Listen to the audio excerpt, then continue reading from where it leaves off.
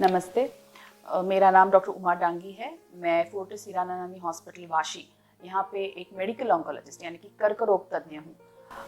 अक्टूबर का महीना breast cancer awareness का महीना कहलाया जाता है और आज इसी अवसर पर हम ब्रेस्ट कैंसर के बारे में कुछ जानकारी आपसे शेयर करना चाहूँगी। ब्रेस्ट कैंसर स्त्रियों में होने वाला सबसे ज़्यादा मात्रा में कैंसर होता है, मतलब is highest is a leading cause of cancer in women today. और ब्रेस्ट कैंसर की वजह से एडवांस स्टेज में पाने की वजह से काफ़ी स्त्रियां इस बीमारी की वजह से अपनी जान खो बैठती हैं।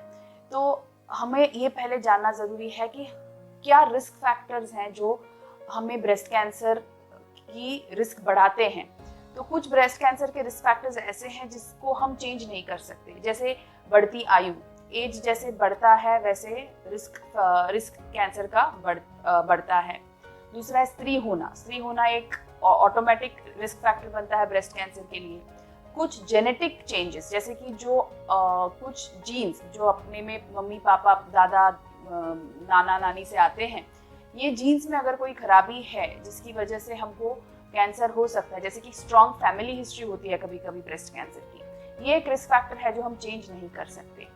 लेकिन कुछ रिस्क फैक्टर्स है जो हम डेफिनेटली चेंज कर सकते हैं जिसकी वजह से ये रिस्क जो है हम कम कर सकते हैं, जैसे कि मोटापा, ओबेसिटी।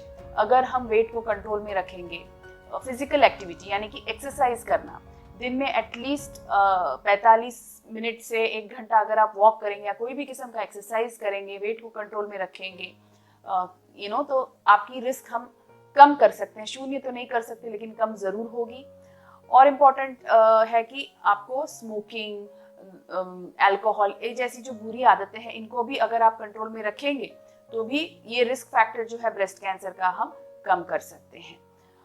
वैसे भी अगर हो गया तो भी हमको ये जल्दी पकड़ में लाना है, क्योंकि हमको पता है कि कैंसर अगर अर्ली स्टेज में पकड़ा जाए तो हम इसे पूरी तरह अच्छा कर सकते हैं। तो इसे कैसे हम जल्दी पकड़ में लाएं, तो आपको ये जानना है कि इसके चिन्ह क्या है, यानी कि साइंस एंड सिम्टम्स क्या है। अगर ऐसे है तो आपको डॉक्टर के पास तुरंत जाना जरूरी है। तो मोस्ट कॉमन सिम्टम होता है कि गांठ लगना।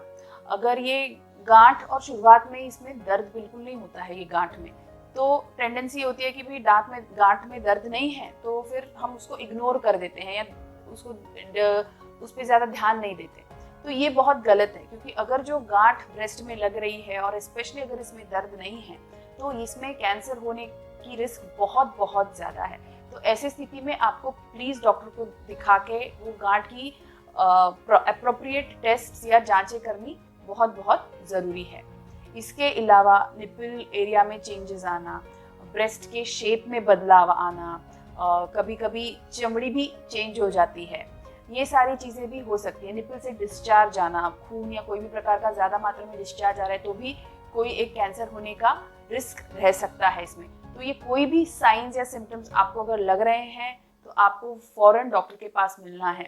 इसके अलावा जैसे मैंने कहा कि अगर आपको स्ट्रॉन्ग फैमिली हिस्ट्री है ब्रेस्ट कैंसर की या अंडाशय यानी कि ओवेरियन कैंसर की, तो भी आप जाके डॉक्टर को मिल सकते हैं, सलाह ले सकते हैं कि आप में कोई ऐसी रिस्क फैक्टर है जिसके लिए आपको कोई स्पेशल टेस्ट करनी ज़रूरी है या फिर आपको स्ट्रॉन्ग स्क्रीनिंग में जाना ज़रूरी है या नहीं। Thank you.